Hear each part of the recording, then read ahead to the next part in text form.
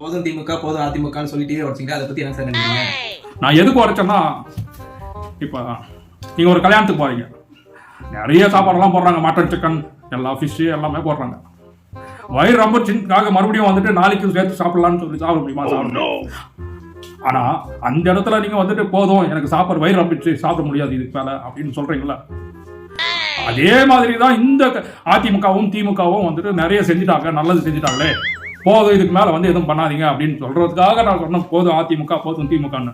நான் சொல்வதையெல்லாம் உங்களுக்கு வந்து புரியவில்லை என்றால், இல்லை அதை புரிந்து கொண்டால் அந்த அளவுக்கு உங்களுக்கு அறிவு இருக்குது என்பதை நான் சொல்ல இயலாது. நான் சொல்வதையெல்லாம் நீங்கள் எதிர்மறையாக நீங்கள் கருத்து வைத்தீர்கள் என்றால், புரிந்து கொள்ளவில்லை என்றால், உங்களுக்கு அந்த போதுமான அறிவு இருக்குது என்பதை கூட எனக்கு சொல்ல தகுதி இல்லை என்பது ஒரு விஷயம் என்பது உங்களுக்கு புரியும் என்று நான் நினைப்பது கூட எதுவுமே தெரியாது என்பதுதான் நிதர்சனம். கேட்ட கேள்வி பதில்